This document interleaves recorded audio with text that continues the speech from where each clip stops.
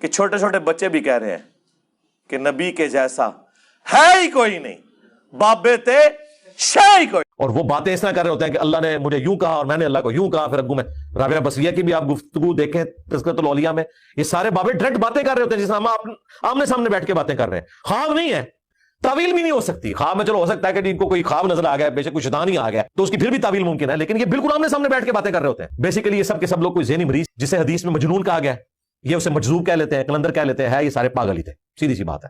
تو اللہ تعالیٰ انہیں وہ سزا دے جس کے وہ حقدار ہیں۔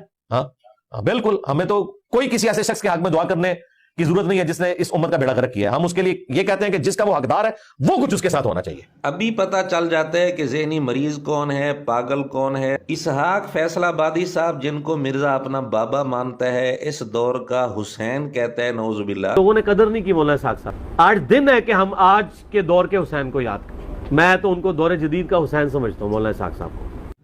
تو جو آپ کو آپ کے اسلاف سے ہٹا رہا ہے اور یہ کہہ کے کہ میں بابوں کو نہیں مانتا، اس کا مطلب وہ نیا بابا بن کے نئے بابی پن کی بنیاد رکھ رہا ہے۔ وہ کہہ رہا ہے سارے بابوں سے ہٹا کے سب کو کس کا مرید بناؤ، سب مجھے بابا سمجھے، باقی ساری قوم بابا لیس ہو جائے۔ وہ تو بابوں کی دو قسمیں، ایک گمراہ بابے اور ایک حق پرست بابے۔ مرزا کا کوئی عقیدہ نہیں ہے، جہاں ویورشپ ملے گی وہ عقیدہ ہے۔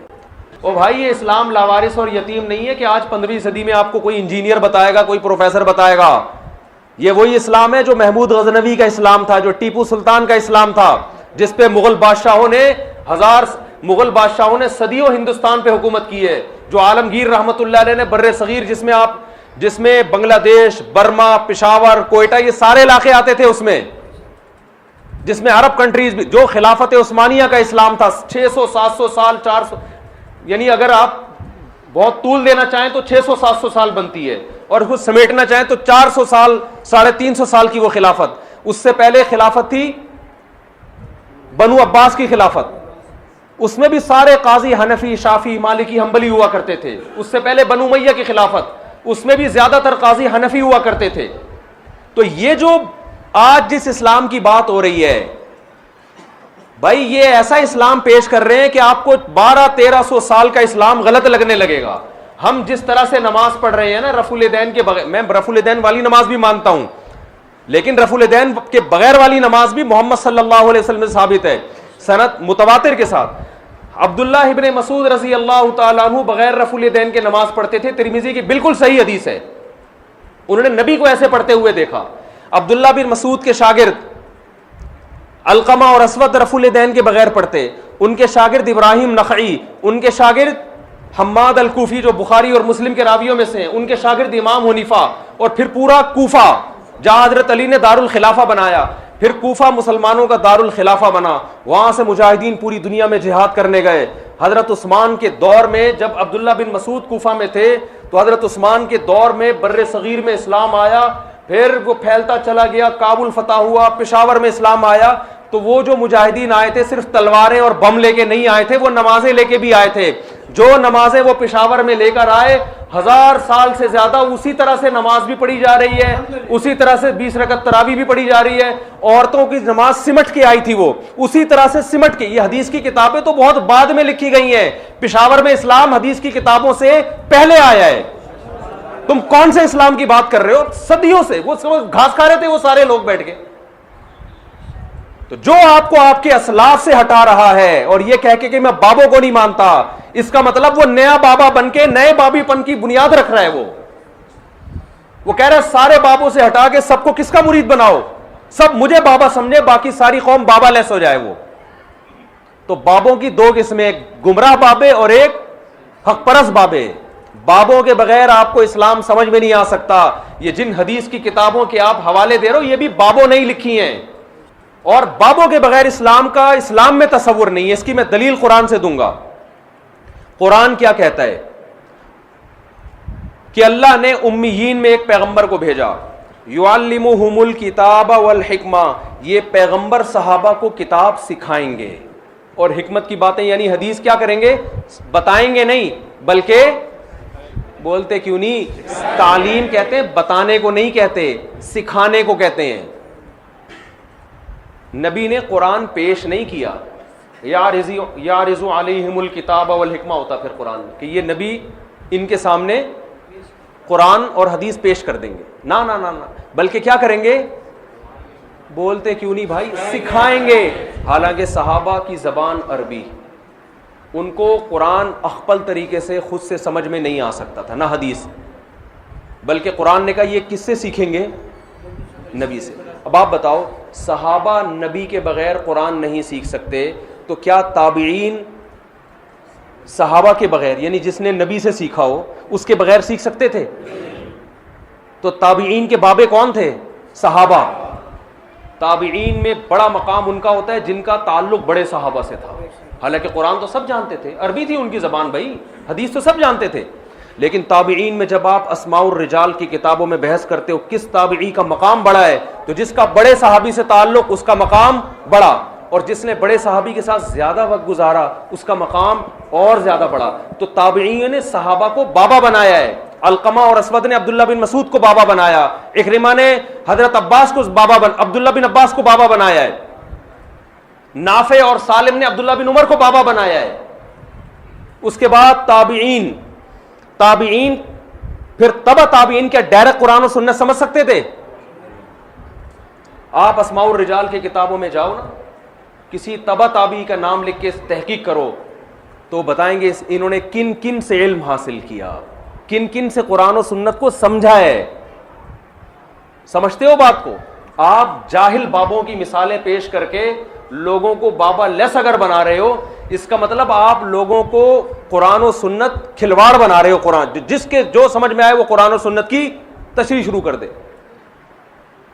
آگے پھر تبع تابعین ہے، پھر ان کا سلسلہ.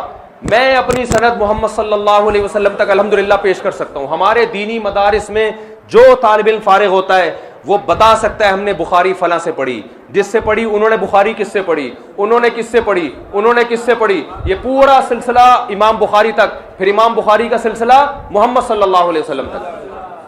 یہ سارے بابے ہیں. جو ان بابوں سے ہٹ کے ہمیں دین پیش کرے گا تو میرے بھائی وہ اس کا اپنا اسلام ہوگا، اس کو اٹھا کے آپ دیوار پہ مار دو، پھینک دو. آپ امام ابو حنیفہ کو ہم کیوں فالو کرتے ہیں؟ انہوں نے خود سے قرآن و حدیث نہیں سمجھا، انہوں نے حماد الکوفی سے سمجھا. حماد الکوفی نے اپنا نائب بنایا امام حنیفہ کو کہ میرے بعد ان سے علم حاصل کرو.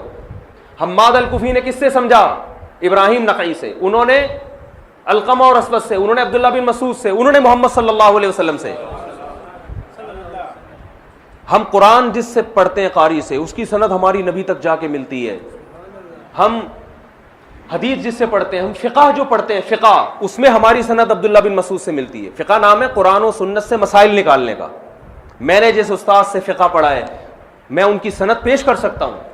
انہوں نے کس سے پڑھا، یہ سلسلہ جا کے ابو حنیفہ تک جائے گا، وہاں سے جائے گا عبداللہ بن مسعود تک، اور پھر کہاں تک؟ محمد صلی اللہ علیہ وسلم.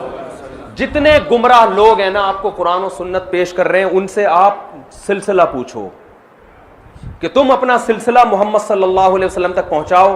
الٹے لٹک جائیں گے 2-4 سے، وہ ڈائریکٹ امام بخاری تک پہنچ جائیں گے. کہہ رہے میرے بابے کون ہے؟ امام بخاری. یہ ایسا ہی ہے جیسے آپ کو کسی کے باپ کا نہ پتہ چل رہا ہو، آپ کہیں یار آپ کے والد صاحب کا کبھی سنا ہی نہیں کوئی تذکرہ، چلو قبر ہی دکھا دو. وہ کہے میرے والد محترم حضرت نوح علیہ السلام، کیونکہ وہ تو سب کے باپ ہیں. ابے تو نوح سے ڈائریکٹ کیسے پیدا ہو گیا بھائی تو؟ نوح علیہ السلام سے پہلے حام پیدا ہوا، یافس اور حام سام یافس تھے نا نوح علیہ السلام کے 3 بیٹے، پھر ان کے بیٹے. چلو اتنا اونچا کا نسب یاد نہیں ہوتا، 2-4 پشتوں تک تو یاد ہوتا ہے نا. ابے کچھ نہیں تو اپنے ابا کا نام ہی بتا دے. دادا ہم خود ہی تلاش کر لیں گے نادرا والوں سے رابطہ کر کے. کوئی بابا نہیں ہے، میں نے خود سے علم حاصل کیا ہے بھائی. مرزا کا عقیدہ کیا ہے؟ مرزا کا کوئی عقیدہ نہیں ہے. جہاں ویورشپ ملے گی وہ عقیدہ ہے. مولانا طارق جمیل صاحب پکے دیوبندی ہیں، انہوں نے ان کا آڈیو بیان موجود ہے کہ میرے وہی عقیدے جو علماء دیوبند کے ہیں. صحیح ہے نا؟ ایک طرف آپ کہتے ہو المحند المفند کے عقیدہ اصل ہوتا ہے، ٹھیک ہے نا، وہ اسلام کی بنیاد ہوتا ہے. دوسری طرف مولانا طارق جمیل صاحب جب اپنے آپ کو دیوبندی کہہ رہے ہیں اور کہہ رہے ہیں میرے وہی عقیدے جو علماء دیوبند کے، تو اس کا مطلب وہ بھی المحند المفند کو مانتے ہیں. تو ادھر تو آپ نہیں کہتے کہ یہ پکے گمراہ ہیں بھائی، کیونکہ انہوں نے آپ کو چائے پلا دی، آپ کے سر پہ شفقت کا ہاتھ پھیر دیا. تو وہاں آپ کا پالیسی کیا ہو گئی؟ چینج ہو گئی. تو آپ کو جہاں موقع ملتا ہے وہاں پینترا بدلتے ہو، کبھی ادھر کبھی ادھر. اور اس کی اور غامدی جیسا شخص جو حضرت عیسیٰ کی حیات کے منکر ہیں، جو اجماعی عقیدہ ہے اہل سنت کا، بخاری مسلم کی متفقن علیہ صحیح حدیث موجود ہیں، ان سے جب اختلاف ہوتا ہے تو بڑے ادب کے ساتھ کہ علمی اختلاف تو ہوتا ہے. ہم سے جب رفع الیدین کا اختلاف اس نے کیا ہے نا تو اس میں ان کا اسٹائل دیکھو، ایسا کیا ہے جیسے ہم دائرہ اسلام سے ہی خارج ہیں. لیکن غامدی سے جب اختلاف ہوگا تو علمی اختلاف، اور جا کے اس کے ہاتھ بھی چوم رہے ہیں آپ. تو اس کا مطلب بھائی آپ کا کوئی نظریہ نہیں ہے، آپ کو یا تو ویورشپ چاہیے یا بس تخریب کاری چاہیے، آپ تو اور کچھ بھی نہیں ہے.